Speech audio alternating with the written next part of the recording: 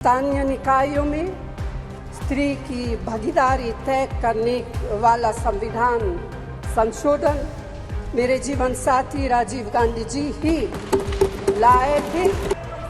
ये बिल आपका नहीं है। आप जो बिल लेकर आए वो गलत बिल है, और यदि इसके लिए किसी ने आंदोलन किया तो वो गीता मुखर्जी है, वो सुषमा स्वराज है।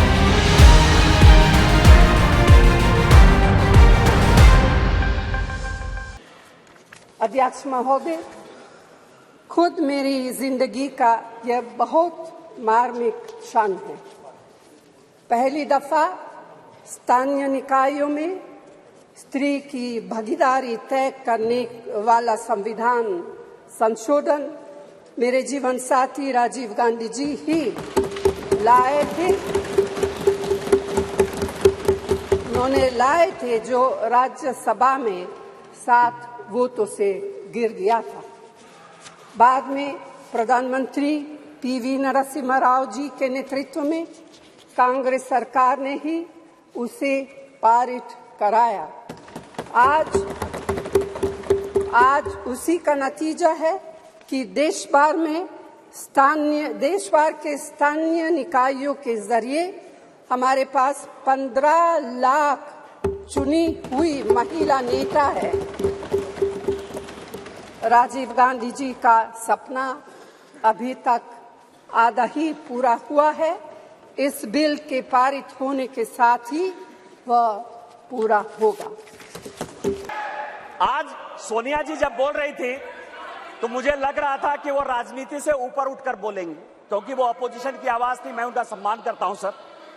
इस महिला रिजर्वेशन के लिए जिन महिलाओं ने पार्लियामेंट के अंदर और पार्लियामेंट के बाहर सबसे ज्यादा आवाज उठाई, वो बंगाल की गीता मुखर्जी थी और भारतीय जनता पार्टी की सुषमा स्वराज थी। ये दोनों यदि नहीं रहती तो आज ये दिन भी देखने को नहीं मिलता। 33% यदि रिजर्वेशन लोकसभा और विधानसभा में यदि लागू होने वाला है और माननीय प्रधानमंत्री जी लेकर आए हैं इन 2 महिलाओं का, लेकिन सोनिया जी ने अपने पूरे भाषण में न गीता मुखर्जी का जिक्र किया न सुषमा स्वराज का जिक्र किया। यह किस तरह की राजनीति है? अपना क्रेडिट लेना चाहती हैं कि हमारा बिल है।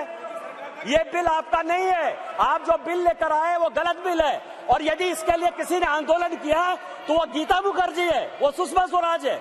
आपने ये नहीं बोलकर इस महिला बिल में भी राजनीति करने की कोशिश की। मैं एक सवाल पूछना चाहती हूँ। पिछले 13 वर्षों से भारतीय स्त्रियां अपनी राजनीतिक जिम्मेदारी का इंतजार कर रही हैं, और अब उन्हें कुछ वर्ष और इंतजार करने के लिए कहा जा रहा है। कितने वर्ष? 2 वर्ष, 4 वर्ष, 6 वर्ष, 8 वर्ष? क्या भारत की स्त्रियों के साथ बर्ताव उचित है? सेंसस की बात कर रही है और सीट बढ़ाने की बात सब पढ़ लीजिएगा इस आर्टिकल को। इसमें कहा गया है कि 2026 तक सभी चीजों को हमने फ्रीज कर दिया है। आप अनकॉन्स्टिट्यूशनल काम करना चाहते हैं, आप उसके ऊपर जो है कहते हैं कि 2024 से लागू कर दीजिए। तुरंत सुप्रीम कोर्ट में जाएगा और सुप्रीम कोर्ट में तुरंत वो स्टेप डाउन हो जाएगा। क्या आप चाहते हैं कि महिलाओं को रिजर्वेशन नहीं दें? और जिस तरह से आप केवल राजनीति के माध्यम से इस महिला रिजर्वेशन को लॉलीपॉप बनाते रहे, घुमाते रहे, वही भारतीय जनता पार्टी करे। हमारे प्रधानमंत्री जी हैं जो कहते हैं कि जिसकी मैं शुरुआत करता हूं उसका अंत भी करता हूं। यदि ये महिला रिजर्वेशन यहां आया है तो महिलाओं को अधिकार मिलेगा, मिलकर रहेगा। दुनिया की कोई ताकत इसको नहीं रोक सकती है। भारतीय राष्ट्रीय कांग्रेस की मांग है कि यह बिल फौरन अमल में लाए जाए, लेकिन इसके साथ ही कास्ट सेंसस कराकर शेड्यूल ट्राइब, ओबीसीज की महिलाओं के आरक्षण की व्यवस्था की जाए। सरकार को इसे साकार करने के लिए भी जो कदम उठाने की जरूरत है वह उठाने ही चाहिए।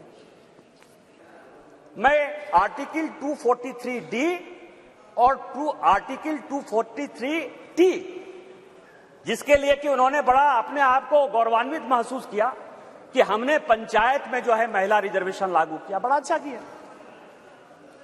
लेकिन यह आर्टिकल में 243 डी और 243 टी हमने तो नहीं दिया। आप दोनों को पढ़ लीजिए, 243 डी और टी क्या पंचायत में किस तरह से रिजर्वेशन होगा और म्युनिसिपल कॉर्पोरेशन में किस तरह से रिजर्वेशन होगा। आपने उसके लिए कभी ओबीसी की बात तो नहीं की। यदि इस आर्टिकल में यदि आपने डाला होता ओबीसी की बात, तो आप जब करिए बहुत अच्छा, इतने वर्षों से आपको नहीं दिखाई दिया। उसी तरह से 1947 से लेकर 49 तक ये पूरा संविधान सभा चलता रहा। परसों से यही भाषण सुन रहे हैं सर। इस कॉन्स्टिट्यूएंट असेंबली से लेकर 1952 से लेकर आज तक चुनाव हुआ, कभी किसी ने राज्यसभा में रिजर्वेशन की बात नहीं की, विधान परिषद में बात नहीं की। आज भी राज्यसभा में शेड्यूल कास्ट और शेड्यूल ट्राइब को रिजर्वेशन नहीं है, विधान परिषद में शेड्यूल कास्ट शेड्यूल ट्राइब को रिजर्वेशन नहीं है। आप कौन सी नई बात केवल पॉलिटिकल एंगल के लिए ले आते हैं? आपने जब नहीं किया, जब तक आज तक जो है भारत के संविधान में यह कहा गया कि राज्यसभा में कोई रिजर्वेशन नहीं होगा, विधान परिषद में कोई रिजर्वेशन नहीं होगा, और जब माननीय प्रधानमंत्री जी और भारतीय जनता पार्टी इस बिल को लाती है तो आप कहते हैं राज्यसभा में रिजर्वेशन नहीं है, विधान परिषद में रिजर्वेशन नहीं है। आप पंचायत में कहिए कि कोई ओबीसी को रिजर्वेशन नहीं होगा, चाहे म्युनिसिपल कॉर्पोरेशन में कोई ओबीसी को रिजर्वेशन नहीं होगा।